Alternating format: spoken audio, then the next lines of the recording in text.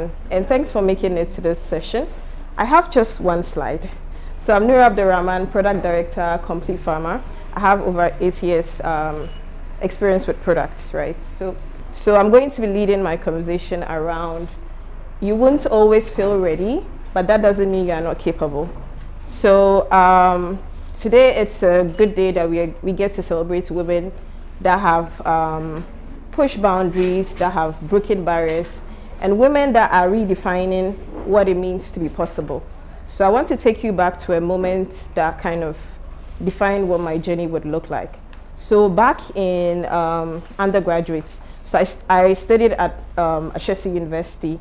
I remember when I was at Ashesi, I'd applied for this Silicon Valley internship in the US, and I made it through to the technical interview, and I failed miserably, right?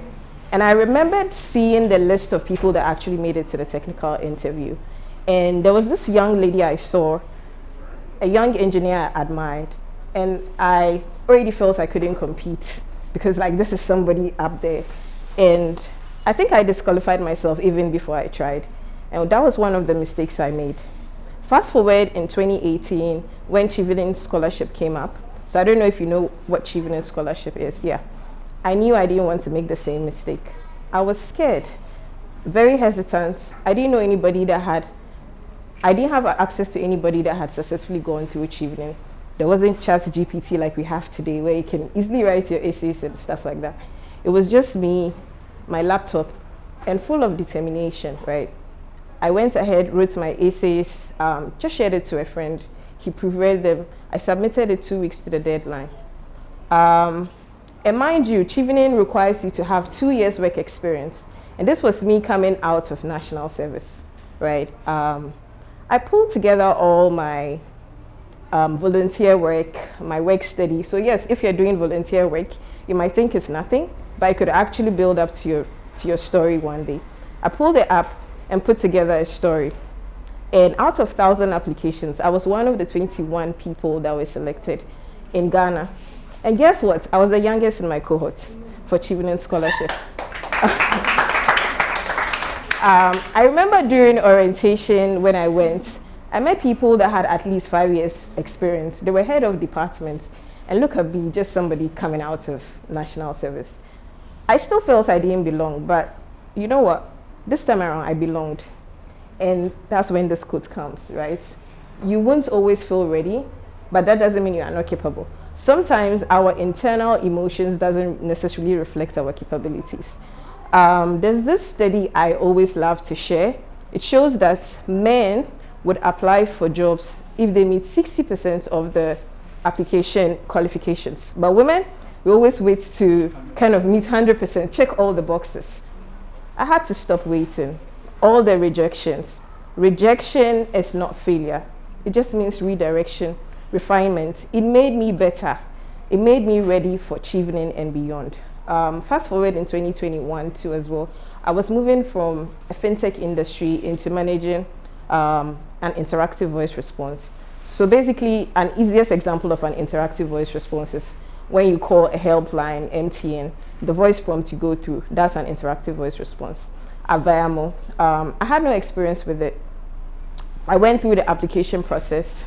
I wasn't their first choice. However, whoever was their first choice had more experience with mobile network providers. And at that time, their strategy was if they could work closely with mobile network providers, it meant that they could capture their user base, and that would automatically also help increase engagement on the platform.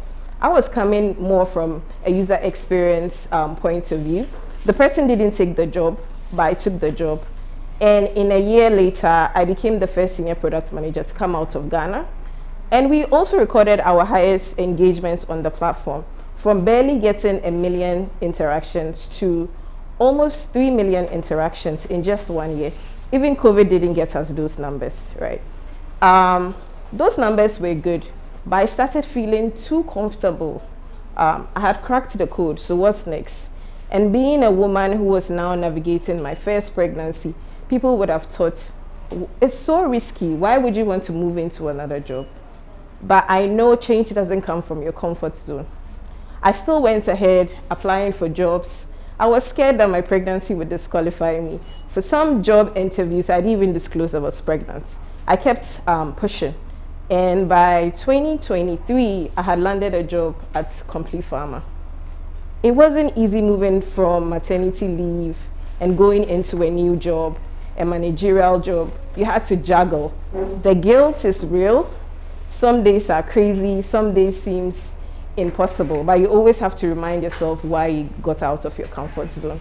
And at Complete Pharma, we build digital technologies to empower smallholder farmers. And currently, with some of the technologies that I manage, we've been able to empower at least 20,000 smallholder farmers in Ghana.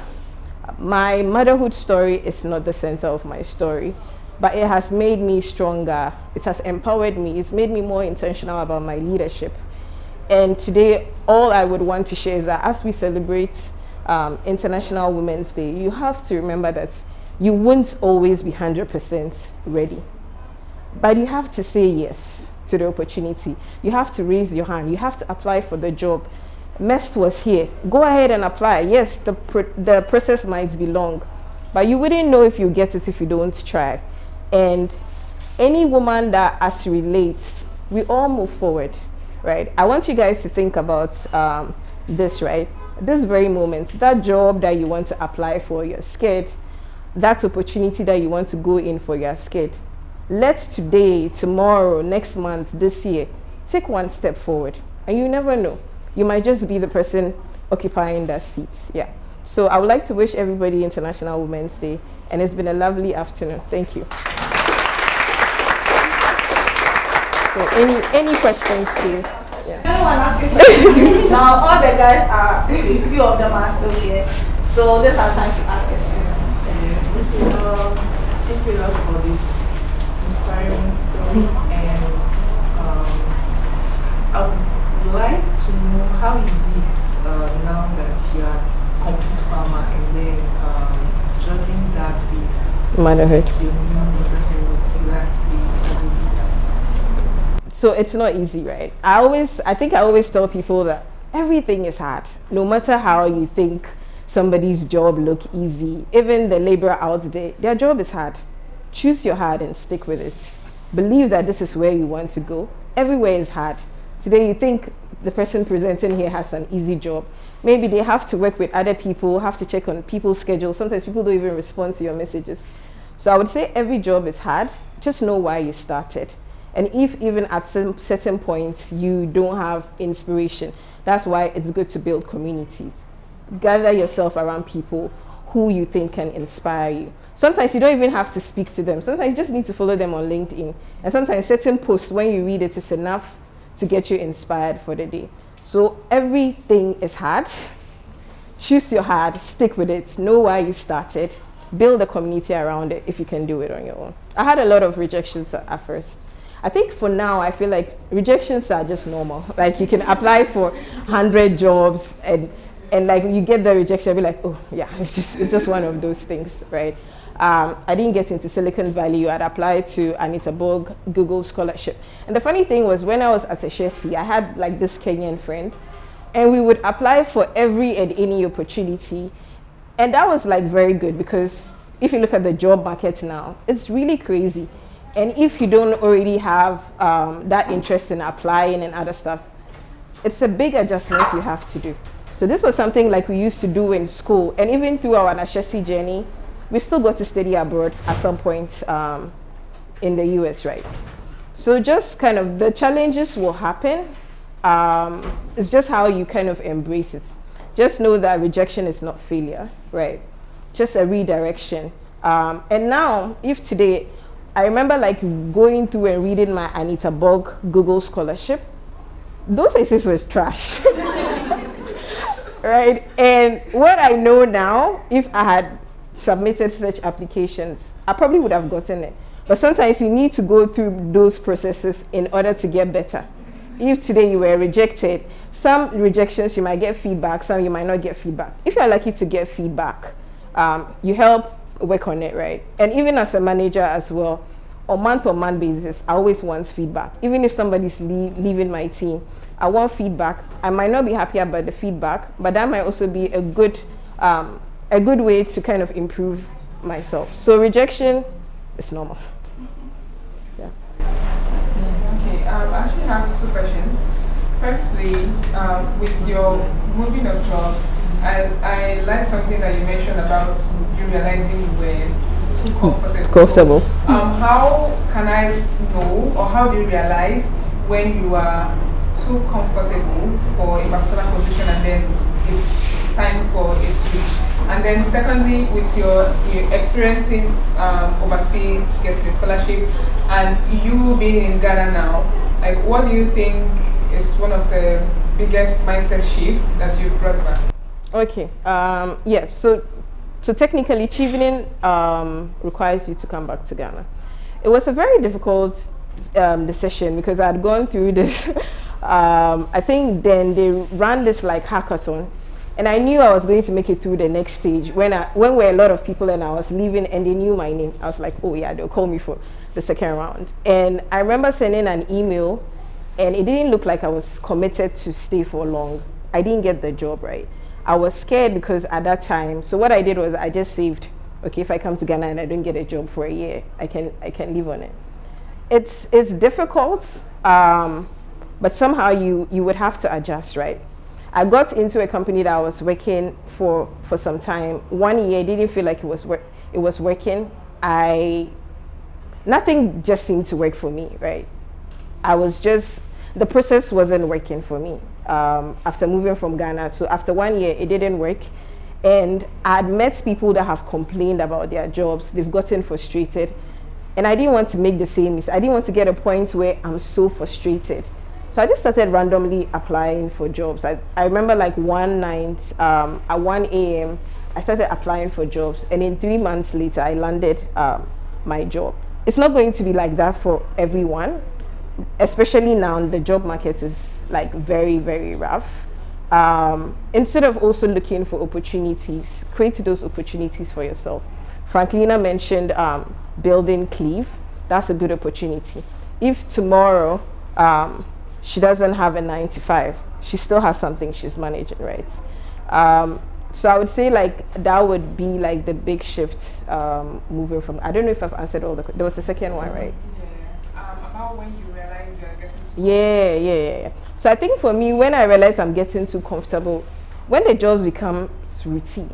If it's a job I can now do, like an 8-hour job, I can do it like in 2 hours. I don't feel like every day I'm getting like super excited about any new projects, then it means I'm getting bored. So if you feel like this job, but for some people they would stay in their comfort zone and then maybe look for other opportunities, right? And also too as well, moving from a typical product manager role to more of managing a platform. I was worried that if I stay too long managing a platform, people might misrepresent me. And I saw these things in certain interviews where they would ask me, how does your day-to-day activities look like? And that time my day-to-day activities didn't look like the normal product manager where you have to manage sprints, write user stories, try to clarify. I knew how to do everything, but once they asked me what is your day-to-day job, they wanted me to explain what I was doing currently, and if that didn't fit into the picture, they thought I couldn't do product management, right? And that's when I started saying, this is becoming a red flag. I stay too long here, it might be difficult for me to go back into the job market and say I'm a product manager, because maybe what I'm doing now doesn't necessarily fit well into the ecosystem. So if you know that, and sometimes you could branch into certain jobs, but that's not what you really want to do long term, right? So you need to understand like what your long term goal is. And if at certain points you think that what you are doing is too routine, it's misrepresenting who you are, then that raises a bit of question marks, right? Networking played. Okay, so for networking, especially for my Chevening scholarship, I think one of my essays you had to show like how you network. So I think that really helped. I think when I was like in second year, I met Regina Hono. I don't know if you know her, Suronko Academy, CEO of Suronko Academy. And I think in just like meeting her, and that time I wasn't sure if I wanted to do MIS because I went into Ashesi trying to do business administration. I did a bit of coding and I was like, oh, this seems interesting. But people seemed to discourage me a bit. She came just like how I'm having a talk, and that really motivated me. I decided to connect with her, right? There were other volunteer jobs that maybe through networking, it helped. My first job was actually through networking. So my first job was at Dreamover. I just met the CEO just at a session like this. Then afterwards, I just spoke to him after the session, and he invited me to come to his office. I didn't really go through a rigorous interview process. And I would also say my current job too, for instance, I was poached. So I didn't really have to go through a rigorous interview process as well.